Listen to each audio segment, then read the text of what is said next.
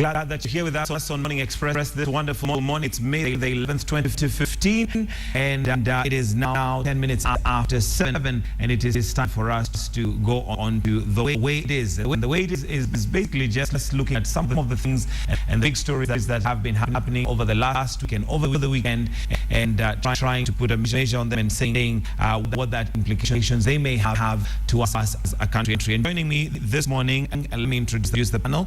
We have Ambrose Weda, who is the chairman for South Nyanza Sugar Company Board. Welcome.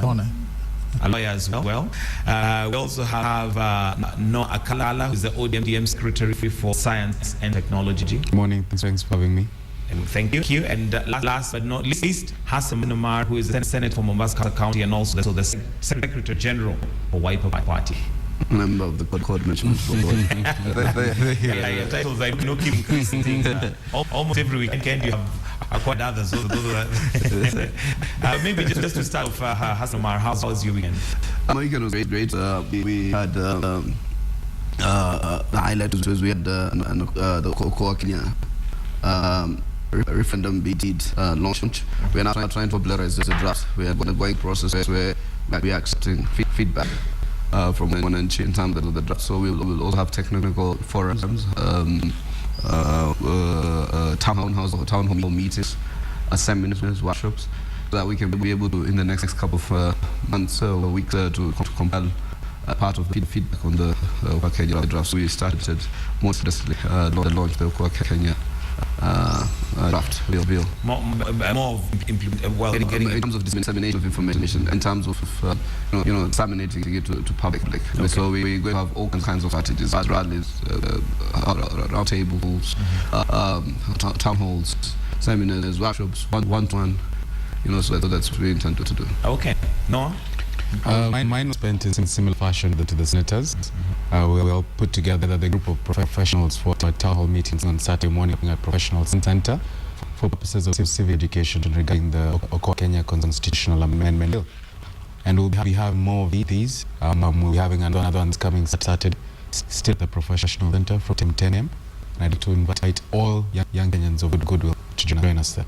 So basically a lot is happening in terms of actually getting the public to understand what COA Kenya bill is all about. Definitely. I think there's a great yearning and thirst for that knowledge. And as we move along, Kenyans will be getting to see the value in this proposed bill. Okay. Ambrose? Mine was rather quiet. I had spent most of my time on Sundays in church, Saturdays research. Although Friday I was in Mombasa, pools of water, all sorts. Is that sort of thing being done down there? I think I was very amused. And I say I would tell you because you are a good friend of the governor, so that you can go and tell the governor that let's deal with the pool of water, the blockages, all this. But then we are Mombasa, then we can run the rest of I agree with you entirely to that point. But what I was also suggesting to some MCAs, yes. because I see people on highways, roads that are actually national trunk roads. They take picture because of the technology. You have a smartphone and say, oh, Mombasa County. So I've asked some of the MCAs to consider possibly a bill in terms of how to name roads, so that when you get into a highway or you get into some of the roads with towards national trunk roads. So what you do is you say there Kenyatta Avenue National Trunk Road or National Trunk. It should be a way that people can identify which one is a county road vis-a-vis which one is a national trunk road. So that it sorts out this contradiction. And I've heard from a set of governors telling me every time somebody meets something, and you have to realize if there's one thing that the government has decided not to devolve as yet, it's road. They're hanging on to everything. Kera, Kura, you name it, National Highway Authorities. So I think it's important as MCAs who are listening to this program to start to draft legislation in your account to make it very clear where a road is a national trunk road, where a road is a county road. Will that help in having that road sorted out, or is it just for the public to know that it's not? The public has demands action time and again. In fact, there's social media action or demand is one of the most. Right. There's a jam on Mombasa Road. Immediately you see month route, I think, something like that. It is and very, very effective. But before you realize, a lot of people are now focused on that jump. So I think it will be important when people are laying responsibility. You tag me, but you also tag to those who are duty bearers when it comes to that specific issue. I think it was just being modest, just unblocking drainage. You need the president or the deputy or just to unblock drainage so that water can go as we fill this loop. Time to do that fast. All right. I think let's move to matters security, and I'll start with you, Noah. And Yes. In Turkana, of course, we know that there's been a war that's been going on, and this is not the first time it's come up. It's been there for time immemorial. But currently, we're actually looking at from Monday and now, 67 lives. It's been reported that 67 lives have been lost. 42 Turkana and 25 for caught in this particular area with what has been looked as border conflict or a cattle rustling. And let me borrow from the Standard yesterday and ask the question: who will silence these guns? There's only one person at whose desk the buck stops, and that's the President of the Republic of Kenya. He's the one charged with matters to do with national security for all Kenyans, and he needs to address the situation in Turkana with the same seriousness he would address the situation here in Nairobi. Turkana is Kenya. Now, these border conflicts have been going on in these frontier counties for quite some time. I think it's high time the national security apparatus took a more in-depth view, a more critical and analytic view as to the causes of this. We've been told about cattle rustling, but the persistence of this issue of such a long period of time, it makes me think that there's more to it than meets the eye. Perhaps even the media could do well with investigating rumors to do with certain sections of local leadership involved in this for political reasons in preparation for forthcoming general elections, territorial control. And then once we get to the root cause, we can find a lasting solution. But it's definitely something that the president should address. Right. All right. Ems, do you agree the backstops with the president in this regard? Yes, I think nationally on all these issues, the back stops with God and the president like that. But the Turkana Pokot issue is a matter that first and foremost requires a mental shift. You know, when a Turkana child is born, is told that Terrain. You see, countries train their armed forces or their disciplined forces to meet up with certain challenges, including challenge of terrain. You teach people desert warfare, jungle warfare, whatever warfare that terrain so demands, and therefore you must be able to have that adaptability to those types of terrain. I don't think buffer zone. You believe simplistic formulas, build a wall and build a buffer zone. That doesn't work. They tried to do that in Somalia earlier. The whole international community did the buffer zone, which was rejected. Worked in Uganda when putting some military on borders. Military. They're talking about the idea of buffer zone is things like walls. So in communities got in the crossfire. But my own issue is it's not true that people don't know what the problem is. I personally visited these conflict-prone areas for quite a bit of time when I was in a commission, because we were trying to work. Various declarations, peace committees, meetings that have not been on a regular basis. But I think the problem is in implementation. When it appears, you've heard some of the leaders saying, why are you disarming one community of another? Why a government is taking one side by another? That polarization continues to create that anxiety. I remember something of a similar nature in 2011, where one of the communities was blaming the government for having disarmed one community, left another community without arms, and therefore giving it superior firepower.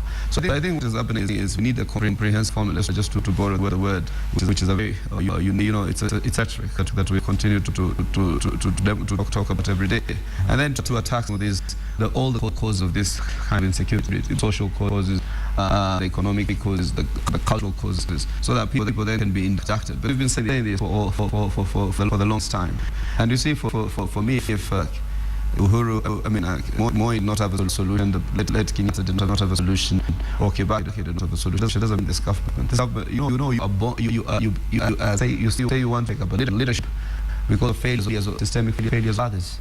and therefore you say that you are a solution to that. You then don't come start blaming history and saying this problem has been protracted. For you, what is your program to deal with problem? Right. I think we're putting on military fatigue and going to self and rhetoric. You know? Okay, we're quick to blame government and even previous governments in what has been happening. But have we identified the real cause of the conflict? Do we know what is the real cause? Is it really just about cattle? Well, for me, I've spoken to some of the leaders and residents from the area, and an interesting emerging narrative is that a lot of it has to do with the geothermal energy, mine, and the financial a commercial possibly, and they also 2017 interests at that, because for certain leaders they depend on their communities to vote them into power. And if there's interest passing with different communities, it waters down political strength. So for them, they might want a more harmonious voter pool to assure that they retain their political influence in 2017. But also, what would be good would be if we could have further investigations into these allegations of energy being at the center of it all. Okay, whether KNCR, has given a report that was pointing fingers at politicians and this businessmen being, and according to what Noise is mentioning here, it looks like it could just be more of a commercial and political war rather than cattle rustling. And you're talking about having a buffer zone. Would that really sort it out? Now, let me tell you, I think that these are things that I call armchair solutions. You had when my younger brother here had never stepped outside the Katali. So he does not understand the privilege. I own some small property in Kaburi and I used to teach there. I have told you that when Turkana is born, he is told or she is told your enemy is the cohort. That is in their mind. And then national voting, all you need to do is to get the Turkanas, and the Pokot will vote the opposite. In the last elections, the Pokot voted for Jubilee because the Turkanas were the other side. If the Turkanas were to move to Jubilee, automatically the Pokot, their own historical issues. Issues that even the Prime Minister, the entire court leadership, the Prime Minister, the former Vice President, and the ministers, they understand they were not able to. So I don't think it is, if there is about business, it is a recent addition to the traditional problems. But it cannot be ignored. It can't be ignored, I accept.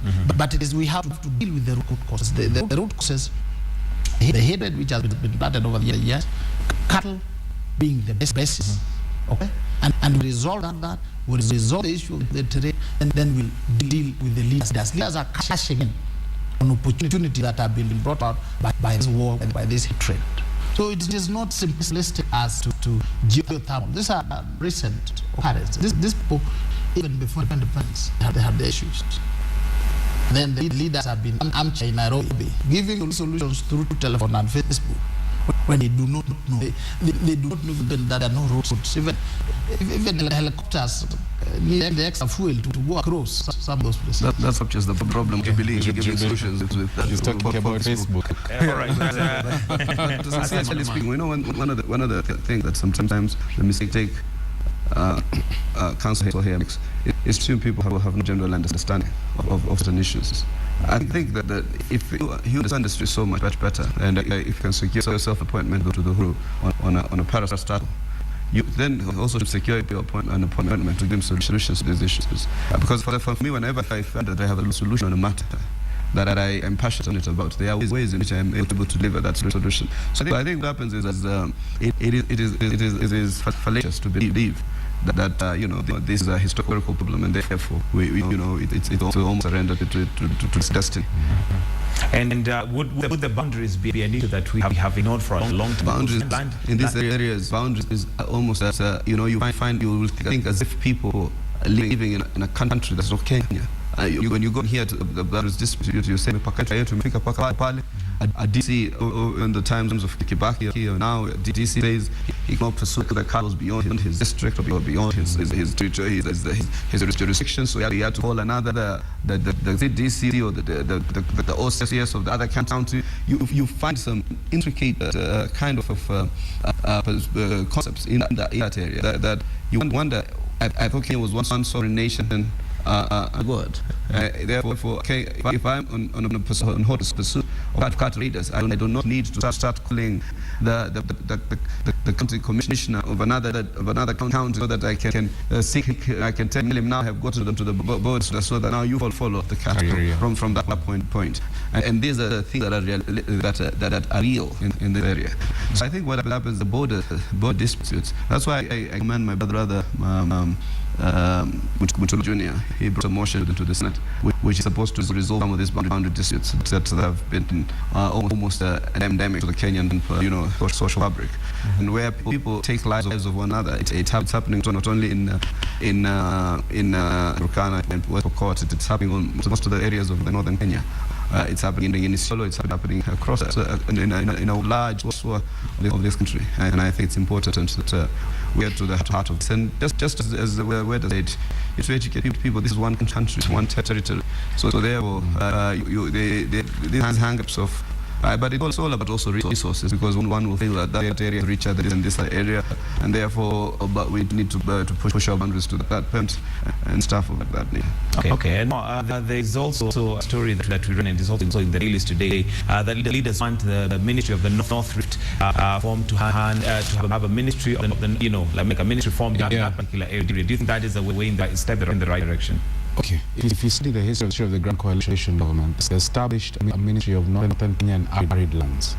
And I think this played a huge role in creating a feeling of franchisement of the populations residing in these areas, as though they are part of Kenya, as though their agenda is important to the national social fabric of Kenya.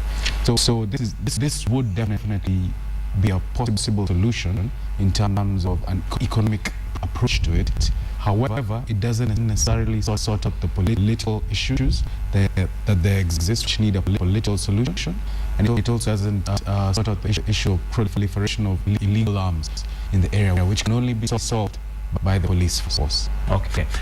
He brings an interesting angle to that, and it's the issue of arms. And of course, when we look at that, the 67 lives lost in the last week, it's been a battle zone really with bullets and guns.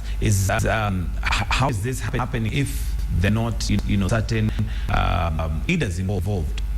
That's why I keep on saying arms share solutions, because people don't understand. Arms flow freely from Uganda. Freely. So whether you go and more pop those arms, they will get them and believe in them. And interestingly, if you attend, if you see some of the training camps, they train themselves with the live bullets, live. So the arms may not necessarily be leaders, and then these people, they also have money. They sell those to the battles, those arms. It's a fairly complex situation. The only part that I would blame the leaders is that because they benefit from it, they do not discourage. They in fact encourage their hostilities.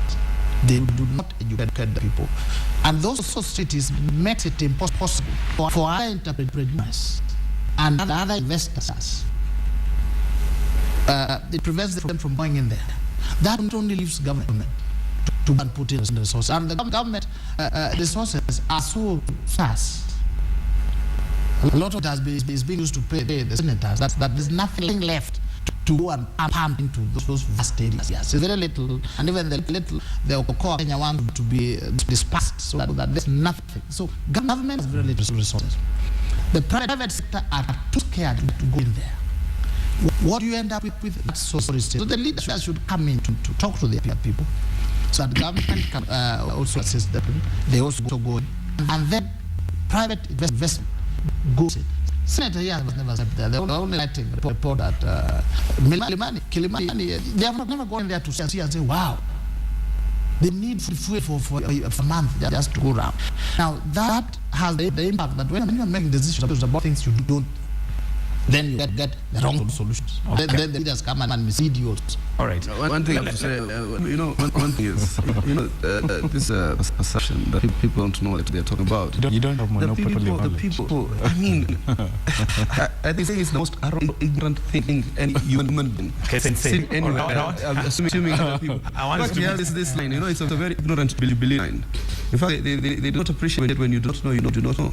I said, in fact, he had right. I said I visited these conflict-prone areas, participated in some of the declarations that were ever undertaken. People are not as ignorant as you. I want us to move on to something If you guys else. had any ideas, this country would have been on the right trajectory. This country is sinking. This frequency, these attacks, frequency of terrorism attacks have escalated in the last 2.5 years. This Right. because people have no idea. This government that object, which is killing a president, turns back. Lack of ideas of how to run a government. Man. All right, Anita, I want us to move on to something else now that you brought a president, and he visited Ruto's home turf, and there's been a lot of war there, and he blames the media for overhyping sort of the conflict between the two. Do you agree with him? Typical Uhuru, he blames everything to other people. Typical him. Something happens, it is the Somalis, it is local networks trying to kill my people. It is LLC, it is not me. Typical. But you see, But do you agree that it's the media that has fueled wars between the two? I mean, it is evident that Ruto, which is the star, with the T, will say something, and it is covered in broad daylight that he is disagreeing with something proposed by the deputy president. The deputy president goes and makes a stinging attack on the same Ruto. The media is just reporting. I think that's the one to close the eyes. And as I saw a big trending that it is true that we use one of the newspapers, the PDD, to rub meat, but the rest read.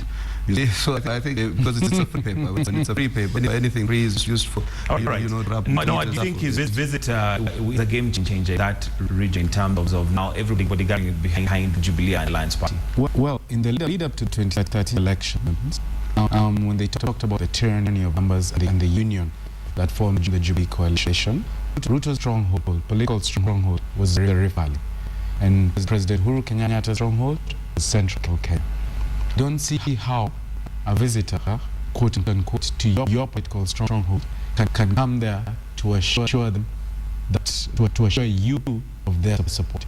It should be the other way around. It should be Ruto who invite Uhuru to Bomet or wherever it is in Rift Valley to assure him of political support from the Rift. So if the president has to go there to back up Ruto, that clearly shows the direction in which things go. All right, wait.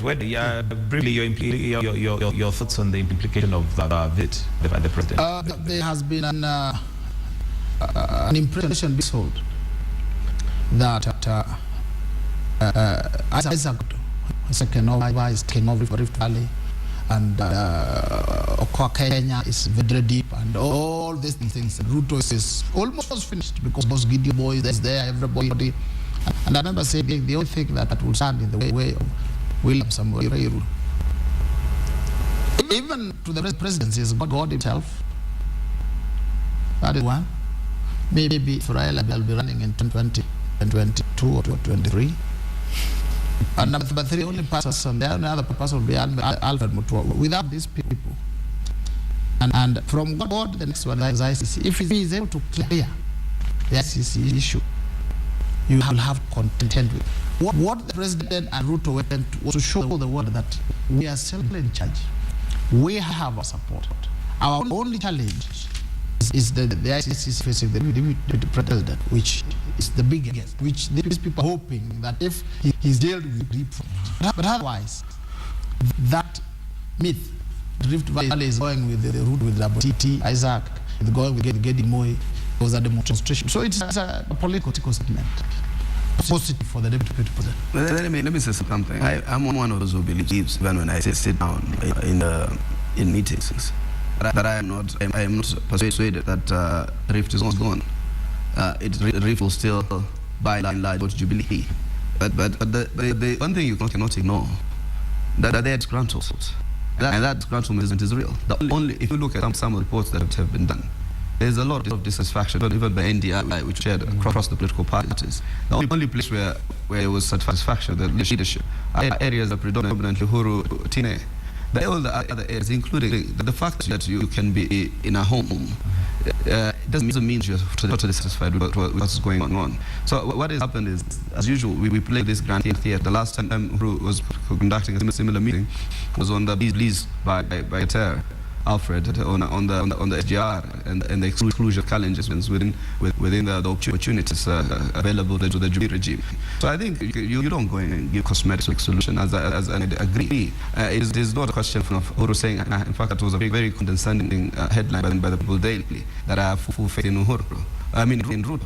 I mean, what kind of headline is that? That's condescending. These are co-partners in the coalition that has a MOU. It says it's 50-50. And I think the basis upon which Uhuru today is president is largely because of the vote Ruto has been able to gain. All right, let's move on to something else that's looming up in these deadlines that's coming up on the 27th of August in regards to the 1/3 gender or 2/3 gender rule. And MP Samuel Chepkonga has brought in a motion which says we should sort of delay. What are your thoughts, Norm, on that? Yesterday I was watching a very comprehensive report being presented by Yvonne Okwara on KTN, and she shared the results of a study done by the Institute for Economic Affairs on the popularity of women leadership. And apparently 52% of Kenyans feel as though the 1/3 gender rule must be implemented by the deadline set. I think this is a very important constitutional issue because I'm informed by my lawyer colleague, perhaps they'll be able to tell us more, that in the event that the 27th comes and goes, any voter of some mind can go to the Supreme Court to seek constitutional interpretation of the matters arising and seek disbandment of the National Assembly because it's improperly constituted. Right? Yeah. So this is definitely something that we have to get deliberate effort towards resolving, and not just burying our heads in the sun.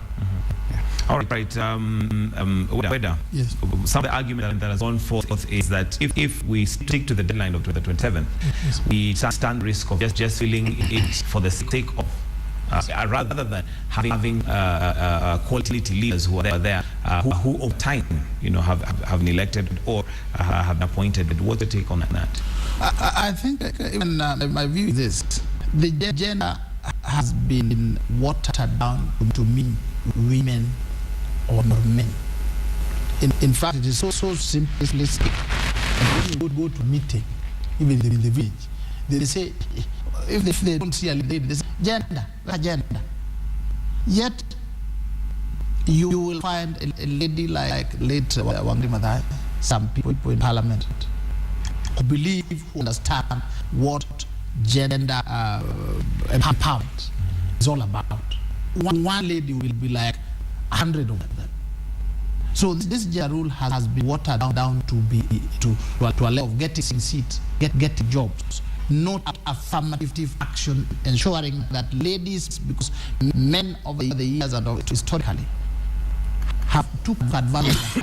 So affirmative action is to push ladies to take those steps that push the female gender to an equal level in terms of all resources at all levels. Now it has been watered down to jobs. Well, let's have a third of ladies in parliament. Let's have a third of ladies in MCA, which is it ends up into a negation. But I think because the Constitution says we need to do it, I will make sure that there's a sunset clause. I remember telling the committee of experts that they need to create some form of a greenhouse to ensure that they insulate elective bodies from this kind of constitutional crisis. They needed to just provide for what called maybe affirmative action seats or women seats or whatever seats they might be called, just standard 50 or so, which then have a certain quality or qualification, so that then they can be able to know that this constituency is just serving affirmative action and making sure that is empowering people who are either to marginalize or disadvantaged to participate in a more credible and competitive manner in the space of national politics. That was what we needed to do, and it needs to affirm people who have an interest. You just don't take your galaxy of friends and allies. That woman must have demonstrated she has tried once or twice to run for election and had lost, but not because she is incompetent, but because she's a woman. And therefore, you don't just go and just pull off anybody. And then the affirmative action rule must only apply once, but to any individual. We affirm you only once. If you are affirming Michael, we will not affirm you again. You cannot be a career nominee. Right. Yeah, you cannot want to be nominated in 2013, 2017, 2022. So you must only affirm you once, so that it gives space to others, so that they are also affirmed in that request. And then there must be a sunset clause.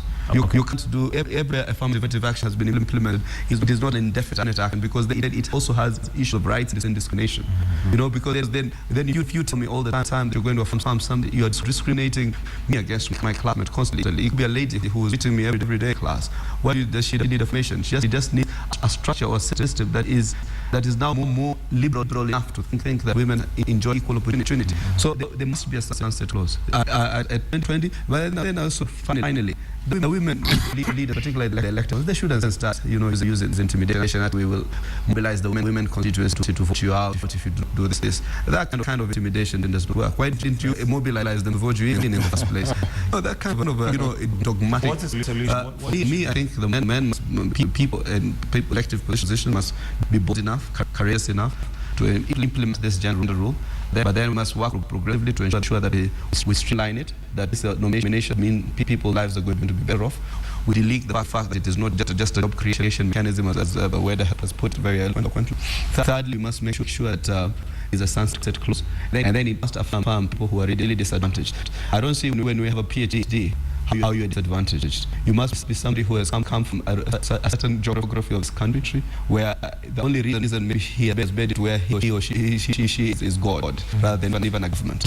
Okay. Then affirm that type of. All right. Talking about disadvantage, and you know where you're from. Over the weekend, we saw the chairman for NCIC, Ole Kaparo, release a report of where there's a certain percentage of public office jobs within counties is supposed to be not more than 30%, and Bomet and Nyamira are top of the list, with Bomet having 97.1% of jobs occupied by the local ethnic, the majority ethnic community in that particular area. Where are we going wrong, Noah? This issue of inclusivity, many people, long time, many people thought that it was a reservation of the national government and the national body politic. But it actually also goes down to counties, further down to the grassroots, where people look for forms of discrimination through clans, regions of residence. So you find that even in county elections, in the lead-up to county elections in 2013, in several counties, political agreements were being drawn between various regions and various clans. This clan will become governor. People from this region will take deputy governor, from this region, senator, that kind of thing, and women's budget and so on and so forth. So unless we put in the mechanisms within the constitution, such that it's not left up to whims of an individual. And that's actually part of one of the proposals of the Kenya's constitutional amendment bill, to bind us as a society to take these issues into consideration when we're making decisions with regards to the distribution of resources, opportunities, so that we have a harmonious society for posterity. Unless we adopt that approach of seeking constitutional solutions to long-lasting problems, then we might find ourselves in this quagmire 50 years down the line. Okay. Now, what you're proposing in Kenya counties is still to have the 30%. Yet this has not worked. And as much as you're saying it should be ingrained in the constitution, the reason why the report is damning is because it's already a requirement, but still has not been done. Well, once you what can I say? Once you debunk this myth and you put it in very specific terms, then you move on to the next phase, which is implementation. And you'll find that now individuals, members of the county assembly, citizens living in those counties will be able to see constitutional interpretation, obliging leaders in power to effect this binding rule.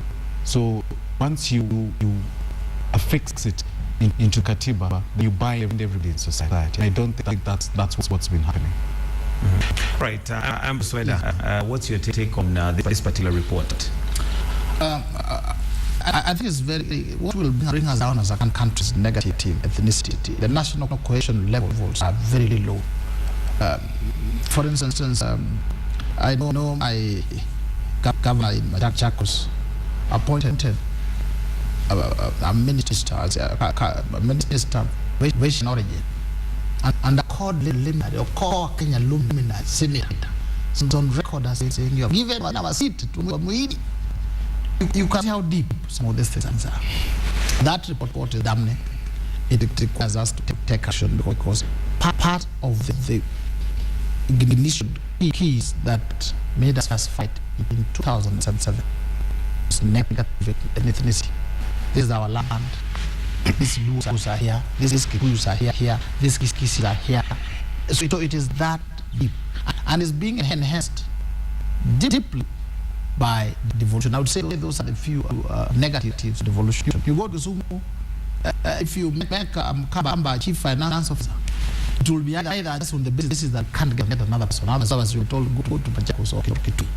It's that deep and it's dangerous your leaders who have been government lower. The Prime Minister, the deputy, they should take it as a lead that we need national cohesion, not criticism all the time. All right. Just by the way, you have to realize that statement which tries to made by Obama. Obama was called by the NCC to record a statement, and he did pride himself to record a statement to that effect. And then the NCC looked at the context. You see, it usually has a way of misrepresenting issues because they ask people of, narrow. So I'm just coming to that because I see sometimes some disinformation to the public needs to be counted because their intention is to discredit. So they see the same organization that did some and he did make a statement and they clearly did for the potential of hate speech. But anyway, that's said done.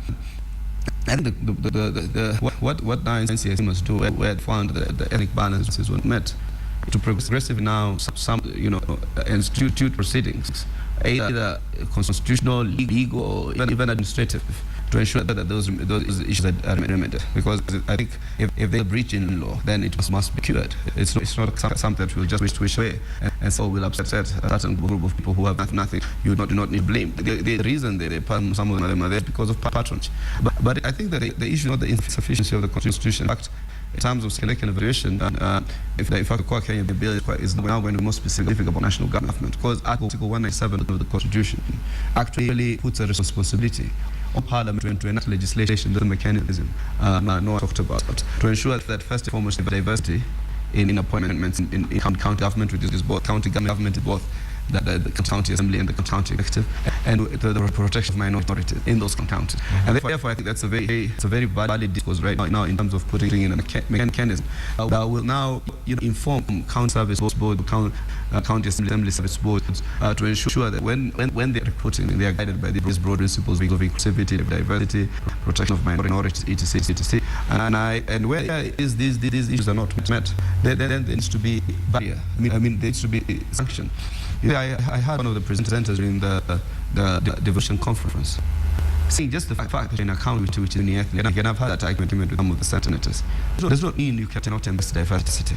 I can say, let's say, assuming Mombasa is cosmopolitan, is not a good example. But if I was in a county, assuming Mombasa was ethnic, one of the reasons we are a society that has a worldview and perspective is because you grow up in a certain locality, you go to the same school, then you meet the same people, so you think world only you. So what happens if I was in an administrative position where you are in uni-ethnic kind of county, it serves the aims of diversity and world perspective to tell Michael, if you're from Nairobi or from wherever you are, come here and work with us so that you also will learn from you. We share perspectives. In fact, that sort of source has said it is facial for any governor to imagine that he can get all the capacity from his county. In fact, any governor who is being called governor should have at least taken a bit of expertise from across the diversity of counties. Aros, let me come to you as a lawyer and tell me, is there a legal provision to ensure that this is enforced? I mean, one of the things that has been banned within the local offices is the use of local or ethnic, the language in that particular area. How do you enforce this? No, that's the Constitution is very clear that you have to share this across scale. Any public office, cabinet, other offices at county level must reflect the diversity of Kenyans. In other words, we are about 41 tribes, 42 tribes or ethnic summations. They are saying that the law is saying have them, but whenever you put that group you have selected, the faces must be adequately reflected. Now, you don't need that. That is the Constitution. You don't need other laws. What you now need is in a man, the people to accept within their soul that we are brothers and sisters. This country is ours, and we need to embrace each other. But evidently, the inner man is not doing that, so there needs to be enforcement from. Absolutely. Now, the problem with enforcement is that I am the one who is supposed to enforce. Is my inner man who feels inside need a fellow who just next to me. Everything should loan I say I am. And then somebody else should. You get this. So the problem begins with me. Before you look at the law. The law is there, is very clear. So the change we need is first of all ourselves. Those who have been given leadership, like Senator here, and the rest, they change fast. They themselves become patriotic and decide that as a country we want to embrace it. Then they give us the policies, the decisions which they enforce. You cannot enforce bunduki or kibukoko. Okay. When it is you who wants to. But there can be sufficient legal sanctions for non-enforcement. I think that's something we need to do. Like to render the county government and both assembly or executive wrongly constituted and they're illegal. Therefore, stop from transacting a business. No solution. The Constitution, as it is now, just talks about reflecting the face of Kenya. It doesn't make provision for how that will be done. I think we need to be more detailed, which is why we are proposing the constitutional amendment bill, because you can't rely upon just the letter of the law, which is what was currently in power. You need to look at the spirit. What is the thinking of the framers when they put this provision in the Constitution? So if we have leadership in power that are not willing to embrace the spirit, then you make them do so by getting more specific and putting these quotas in place. All right, let's move. Just say one thing. I'm sure that they were very fast in doing this as an NCC because there's that message that we are anti-pollution, so we want to ensure that to demonstrate that the pollution is working. So I think they were very expeditious in sending out this report, and this now they're going to do State House and the national government. I'm a bit skeptical on that account on one issue. We need to wait some of these appointments. You see what's happening. All the top cream of appointments in the country have been taken, and then we went to the next cream. Despite our digital claim went very analog. Then now we're going. What will happen? And you will demonstrate. You say, actually, is everybody represented in the national government? What will happen? You are not demonstrating who has taken the key sectors of the economy and government, security, energy, finance. What you'll do, you will lump us up together with those who are heading finance docket and those who are heading up your grass authorities. So and then you say, there's actually regional and ethnic balance in this whole thing. Okay. All right, let's move on to something else now. Matters corruption, and there was the report, or rather the information that came out regarding the Department of Defense, and huge amounts of money, up to 74 million, which seems to be questionable. Given that this organs of security, where do we lie as a country in regard now to corruption? It just seems like it keeps coming one after the other. And not just that, you're getting the 28 billion hospital scam. Unfortunately for Kenyan taxpayer and the Kenyan citizenry, the story of corruption is becoming by the order of the day. If it's not scandal today, it's that scandal tomorrow, it's that scandal tomorrow, the day after. And the solution being put forward weekly constituted or constructed lists naming various people with no concrete evidence, having given them no opportunity to answer to any charges put before them. Basically a PR exercise typical of the Jubilee administration since it came into power. We need to take a more comprehensive, a more deliberate effort towards solving this issue. And this is why I felt the president should take the lead on this, as opposed to taking that list to parliament that really can't do much about it. He had the authority and powers within the constitution to fire those who he directly hired. For example, cabinet secretaries.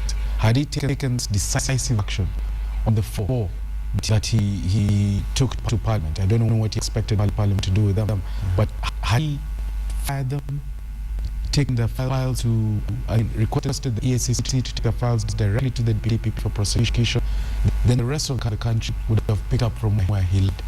The tone would have been set for decisive action on corruption. Okay, well, Jubilee has been accused severally of, just PR. And some of the things that are coming out of this particular report is that, for example, officers using different ID to sign in for impressed, which of course would be, outright illegal. There's really nothing to investigate there. Why isn't anything being done about, situations like this? I think it's good that when the president, every thing is thrown into your doorstep. But you are the president. Yeah. Yes. You are the leader. You are the CEO, as it were. Yeah. Yes. So that even basic theft like that, even failure on the part of the office of the EACC to investigate and take people to court, they fail to do it, you blame the president. The DPP, on the other hand, you fail to do it, you blame the president. I think there are acts of theft that should have been dealt with long time ago, even before the last elections. But if you look at the boldness with which the president took his own ministers, although some people would not believe in the rule of law, thought the president should have just woken up and fight people on left, right, and even when we tell them there's a new constitution, the suspension, that requires due processes. They think the president would not have followed the process, which is give them a chance to say what they have in reply. Again, in the process was discovered, it appeared that the hunter had his own issues. The EACC also had issues. Again, so corruption is like a hard-headed something that bites this side and that side and that. But one thing which is clear is that the president is bent on fighting corruption. Okay. In the process, it will be fought by even people within his own ranks. But we have even reports now the referral hospital in Eldoret, which has been allegedly escalated from 17 billion to 28 billion, and there is now a recording which supposedly implicates the deputy president. Is the president really going to be able to deal with all this? I think when you are a president or a deputy president, then anything that indicates your name, somebody that recording, I read the newspapers, I listened to that recording. To me, somebody went and said, look, I'm representing the deputy president on this one, and our deal is ABC. And actually, the whole dealers represent bigger people. Soon you may hear I'm representing the president. I'm representing Senator Mombasa. That does not, in my view, say exactly that the deputy president is going into corruption. He's taking, increasing the amount of money so that can get his cut. Although I know that my deputy president, some people, when you have a bad blood, everything bad they want pushed to. But he seems to come up in quite a number of questionable deals. As much as you say that he seems to come. I hope that will not happen to my future presidential candidate here. When now the time comes, everything bad, Al-Shabaab, everything.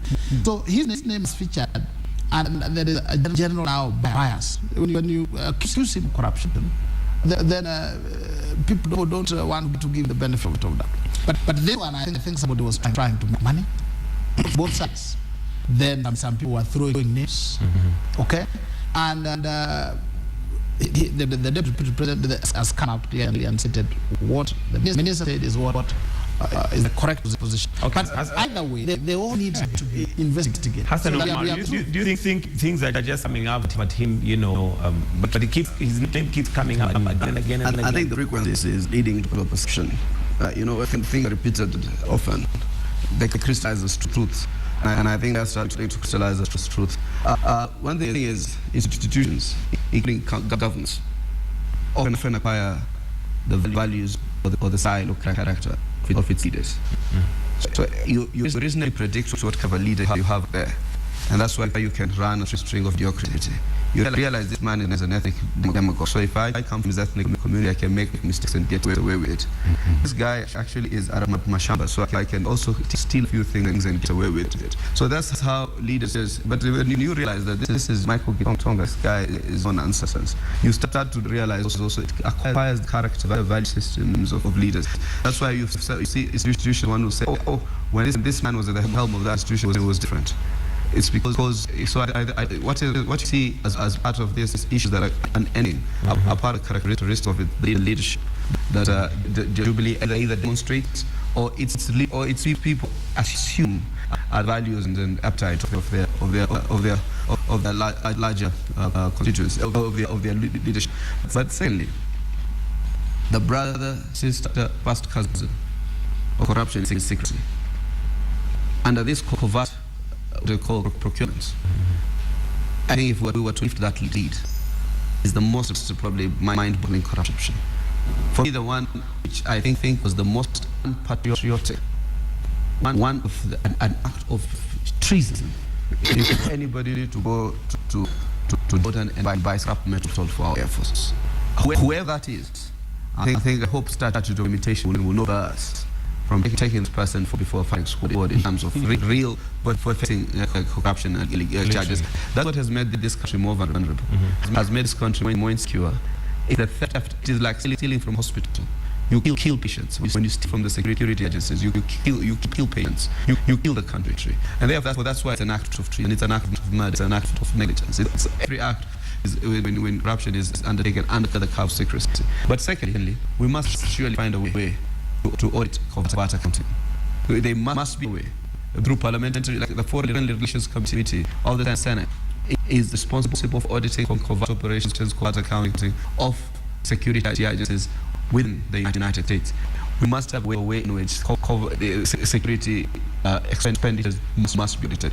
You've heard of this, how monies were carried in land rolls, 2 billion or stuff like that, used in the election. There's slush funds which people can just go in and just with a mere paper to sign that you've taken again 1 million, 2 million shillings. I think it is both right now to develop systems and mechanisms to audit covert operations, covert resources. Right. Now, what's your take on the deputy president's name, popping up in so many different questionable deals?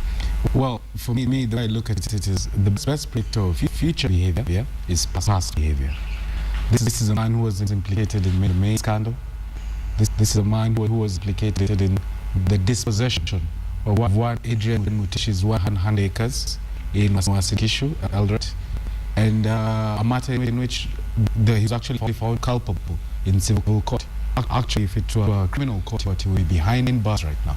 So he has been subjected to due process in the past and found guilty of wrongdoing. So when you have that kind of person in leadership, you can only expect more of the same. What's going to happen day to day that's going to change his character or his behavior all of a sudden? Nothing.